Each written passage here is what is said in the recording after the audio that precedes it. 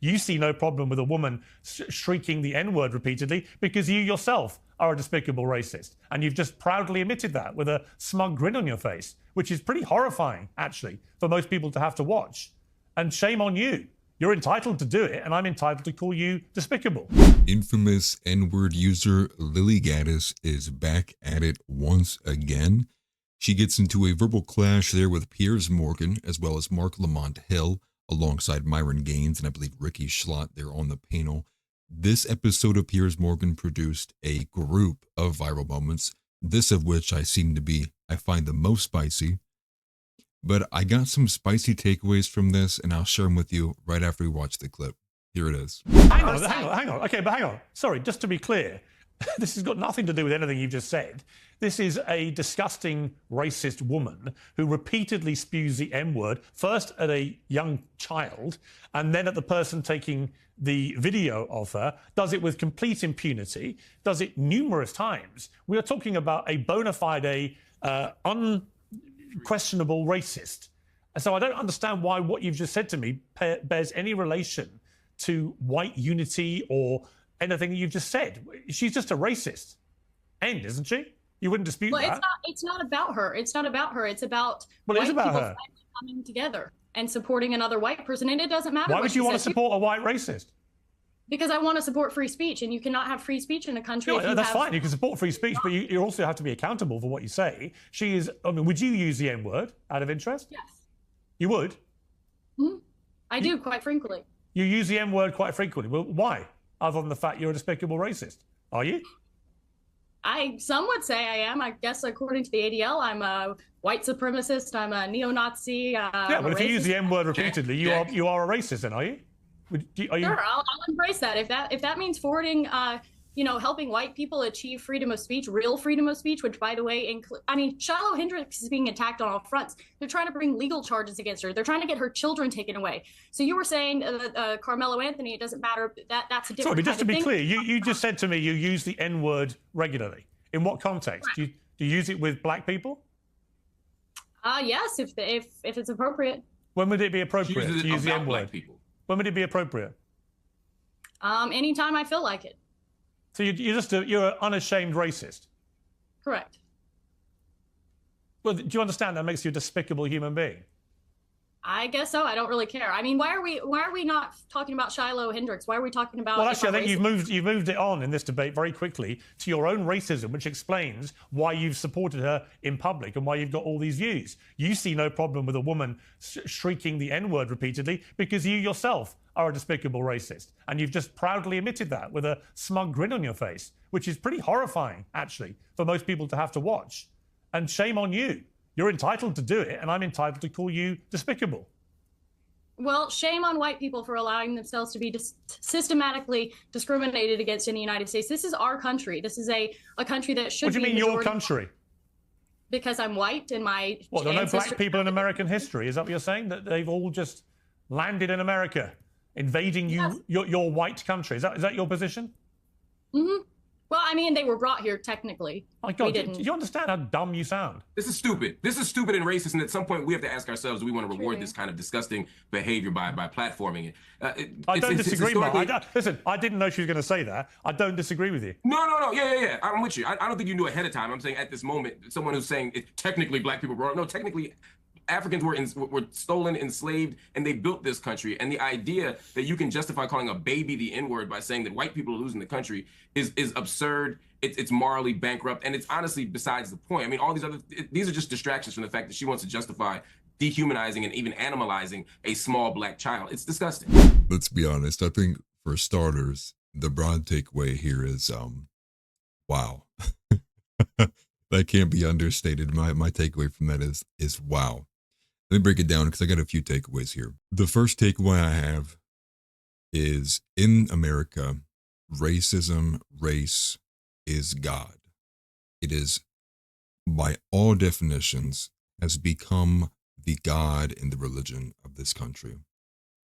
When you can see and predict on such a consistent basis that people's pearls will be clutched over specific moments, much more than you would expect on any other avenue, right? This is more so than what we see with violence, This is more so than what we see with pornography. This is more so than what we see with drunkenness and degeneracy with drug use. It is racism. It is clear, and everyone knows it. The most socially negative thing you can do is anything that would be deemed racist. We see it when people will fight tooth and nail to be seen as anything but racist, going on preambles when they want to say something or critique something, have to go on this broad sweeping preamble of why, please understand in this context, I'm trying to be critical, I'm not being racist, yada, yada, yada, yada. And this has always gone back to the basic idea of it is not a matter of do you have a religion for your state, for your nation? It's a matter of which one. And as we watch Christianity slowly fall from the throne here in this country, the secular atheistic version of it has taken place, which is this wokeism, this woke cult crap that most people are tired of. And instead, what leads the way on top of the throne is race. I mean, the amount of times Piers says disgusting racist. I've really only ever heard Piers, and I catch it with other people too, it ain't just Piers. They have to attach such vicious and poisonous descriptors when dealing with anything about race. But when it comes to like literal murderers and when it comes to like drug users, degeneracy, pornography, it's like, well, that's a thing that happened. It's clear as day. Everyone can see it. Now, the second point would be, again, the main broad point of what the actual clip was supposed to be about, which is why are you supporting a white racist? Like why are you supporting it? Why are we not all finger wagging at the donations being sent in? Why are we not all actively joining the black community and trying to get her children separated from her and get her thrown in jail? I mean, like, listen to yourself, for one.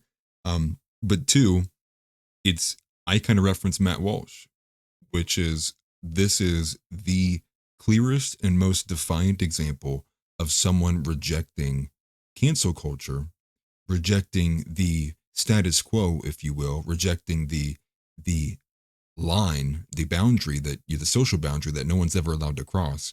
And she did so, again, defiantly. As again, the recording of it isn't actually her saying it to the child. The recording that's gone viral is her defiantly rejecting and denying the man who is recording her, who is trying to get an internet moment or get her to apologize, right? Because he ends it by saying, let's see what the internet thinks about this. Now, I agree with Matt Walsh. I'm glad that this woman has raised the money. And I go back to, again, very simple reasoning to the reason's legitimate. I mean, you have people coming at her, doxing her, trying to like leak her information, her social security number, her address, posting pictures of her house from their cars. Like, they're trying to unalive this woman.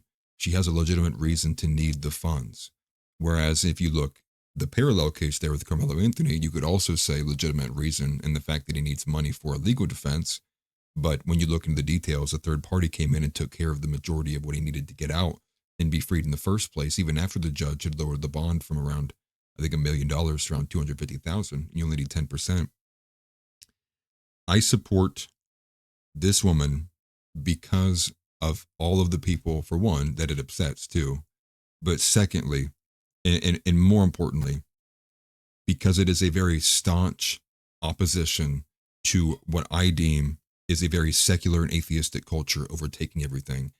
And more and most importantly, the First Amendment has been attacked 6 ways from Sunday. I am a free speech absolutist. And again, you can say, doesn't mean freedom of consequence. Yeah, 100%, sure, definitely. But when we all know that if you say this thing, you basically will be character assassinated, your resume will basically become poison trying to get a job, and on top of it, the physical threats to your life, like, does that really mean that you're really free to say that? Like, no, and the consequences are very predictable. We see it time and time again, right? With Papa John guy, all of these very famous instances of people saying said word, the N-word, and their lives being destroyed for it. That doesn't seem like free speech to me. And the third and the last point, which is one that I'm seemingly picking up on, and it's especially for somebody who's repeal the 19th Amendment and all, it seems to me, just from here with Lily Gaddis, as well as what we're seeing from Shiloh Hendricks, as well as the other parallel incidents that happened that didn't get as viral, There was an incident with an Asian woman, I believe, and there was an incident with an Indian woman, I believe, and I'll put them all on screen if I can find the screen shares. Are women going to lead the way in getting rid of cancel culture? Is this really going to be the trend that starts this off? And it makes you think too, like, is this kind of indicative of, again, what we see in the dating market, which is a lot of men who are kind of like beta males and a lot of men who are very lacking testosterone. That's indisputable. And the reversing of the gender roles, right? A lot more of masculine women and a lot more feminine men. I mean, maybe this is kind of a trope that should have been predictable, right? That in terms of social, what's socially palatable, that women would be the ones, if they're taking over a masculine role over the last 10, 15, 20 years, that they would be the ones who would lead us out of cancel culture.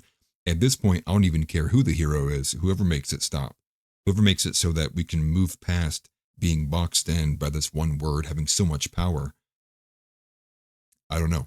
It's kind of a thought there. I think it's kind of neat. Unexpected, but I guess at the same time shouldn't be shocked when you look at the gender dynamics as well and in a broader context. I don't expect this moment in time to be not talked about for quite a long time. I think what we really witnessed was a moment in history is what it feels like. And this feels like this is actually taking a much, much, much, much bigger position in the political discourse than what I even initially anticipated. And I think this is going to continually snowball into a bigger and broader discussion that I think we're going to probably talk about for the next year, 2 years, or maybe even longer than that. And what I think ultimately what any of these instances really kind of bring about is they bring about maybe less so copycats, but I think it inspires the next person to be just as defiant, to be maybe be inspired to live out that way too, and to be brave enough to say, hey, you know what? I don't care either. Come and cancel me. I don't care. Maybe that's a prospect. But with that, again, let me know what your thoughts are. I know it's definitely like, for some people this is very uncomfortable, but again, it's all spicy. It's all offensive here and always has been. Let me know what you think. And if you did make it this far, I appreciate it. Make sure you smash the like button. Share the show with your friends if you enjoy it. And I will catch you guys next time. Take care.